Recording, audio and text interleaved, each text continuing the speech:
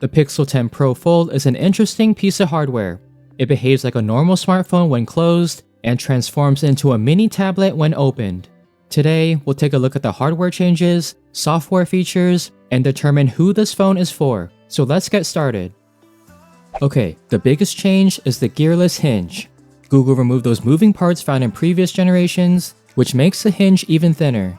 It does stick out just a little bit, but there's now a more symmetrical look around the display. The bezels are thicker than a normal smartphone, but you'll get used to it. This new hinge is surprisingly sturdy.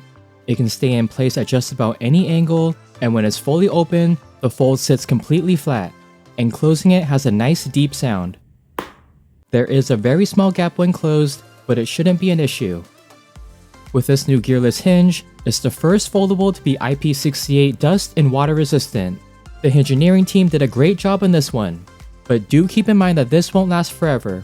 Over time, there'll be wear and tear or accidental drops, which reduces the phone's resistance. The Fold is rated to handle 10 plus years of folding, but most people will upgrade their phone by then. Opening the phone can be a little bit challenging. The flat sides provide limited grip, and the power and volume buttons get in the way sometimes. And good luck opening this phone one-handed. You'll need to dig your nail in to create a small opening, then lift and push your thumb in. Closing it is easy though. Sometimes, closing the phone makes a slight click, but it's not a big deal. Alright, the Fold has Gorilla Glass Victus 2 on the front and back with aluminum for the sides. The sides have a matte finish except for the hinge, which is glossy. I wish the Pixel 10 Pro XL had matte sides. If you're interested in that review, I'll leave it in the cards and link it in the description box below. The inner screen is still made with ultra-thin glass, but more on that in a minute. Looking around the phone, you'll find a SIM card tray on top, as well as a speaker and mic. It's weird that the Fold can use a SIM card, but not the other Pixel 10 devices in the US. The right side has a power button, which doubles as a fingerprint reader and volume buttons. It unlocks very fast, sometimes too fast, and it'll unlock when I pick up the phone. The buttons could be higher up, but it's a trade-off given this phone's design. Coming from in-display fingerprint readers, this placement feels less convenient, but Face Unlock does make up for it. And on the bottom, we have a mic, USB-C port, and speaker. So the cover screen is 6.4 inches, OLED, 120Hz, with a 20:9 aspect ratio. I'm used to those Max, XL, and Ultra displays, so this one is too small for my liking. It's still a nice screen, and most items are reachable. Brightness can now hit 3000 nits, up from 2700, but in normal use, you probably can't tell. The inner screen has the same tech as the cover screen, except it's 8 inches with a square aspect ratio. You get thick, symmetrical bezels and a hole punch camera in the top right corner. A plastic screen protector does come pre-installed, which should not be removed.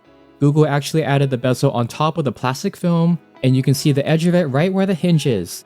It also attracts more fingerprints since there's no oleophobic coating. Like any folding phone, the crease is visible, and you can feel it with your finger, but you'll eventually get used to it and learn to accept it. I kinda treat it like a divider when using split screen. The crease doesn't interfere when you're scrolling around, but it might be distracting when you're watching a video. And with a square display, there'll be more letterboxing. Haptic feedback sounds a bit hollow compared to the 10 Pro XL. It works, but it's not as firm. Let me see if I can get the mic to pick up the sound. Maybe Google used a different haptic engine, or that's just how it is in a folding phone. My new favorite feature is Pixelsnap. The back of the phone has a ring of magnets, which support the Qi 2 wireless standard. It's identical to Apple's version, so I just call it MagSafe for Android. I believe Samsung is introducing their own version next year. It's super convenient to have, so I'm glad other companies are adding it to their phones. Every MagSafe accessory I already own works with the Fold. I can plop the phone on a wireless charger at my desk, attach this power bank perfectly every time, and even have it sit on a tripod mount. Under normal conditions, the accessories stay attached, but a little bit of force will cause the phone to fall off. The Fold can charge up to 15 watts wirelessly and 30 watts wired. The Pixel 10 Pro Fold has the new Tensor G5 chip along with 16 gigs of RAM. It's not the fastest chip, but Google's focus has never been about raw power. They lean more on the software side and AI features. For my daily use, the Tensor G5 can handle everyday tasks from social media, watching videos, and even split screen with picture-in-picture. The only time it struggled was during a gaming session. I have the Fold connected to the Backbone 1, and it's like a mini handheld console. I'll be playing Zenless Zone Zero with all the settings maxed out at 60 FPS. As I walk around the city, the game already starts to lag. And when I'm in combat, things start to get really bad. Low and even medium settings are a lot more playable, but at this screen size, graphics are not as sharp. Battery life is solid depending on which screen you use the most. I was able to get a full day of use with a mixture of both the cover and inner screen.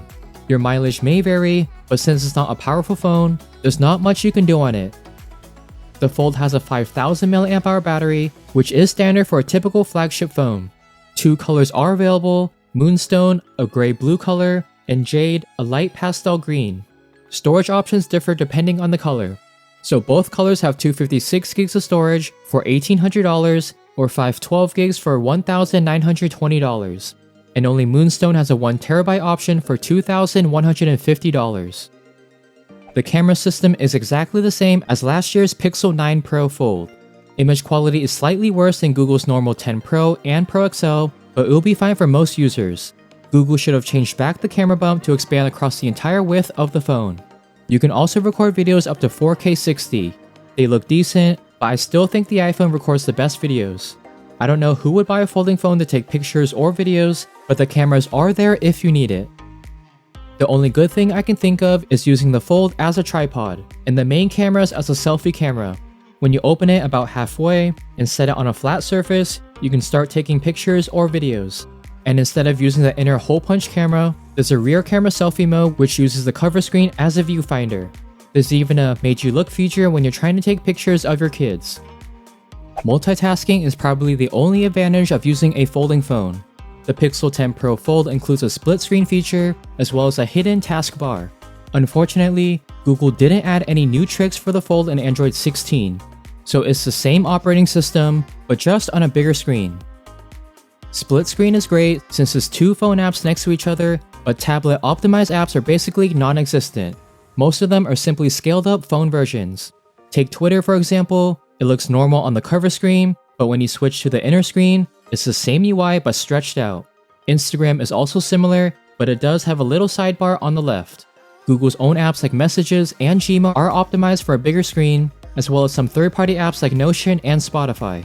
YouTube even has a hands-free flex mode, with the video playing in the top half and controls on the bottom. I use the cover screen like a standard phone most of the time. Working on the inner screen is functional, but there's only so much you can do on a smartphone with a limited screen real estate, and there's only a handful of tablet apps. Basic stuff is fine, but for real work, you might as well use a laptop. I actually enjoyed using the Pixel 10 Pro Fold, but I don't do enough multitasking or see any benefit of a folding phone just yet. So I'll be switching back to my dual smartphone life, the Pixel 10 Pro XL and the iPhone 17 Pro Max.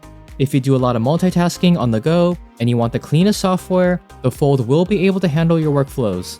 But for even better hardware, you may want to check out the Galaxy Z Fold 7. Would you get the Pixel 10 Pro Fold? Let me know in the comments down below. Thanks for watching, and if you haven't already, please like, subscribe, and hit the bell so you'll be notified when I post new videos. And I'll catch you guys in the next one. Bye!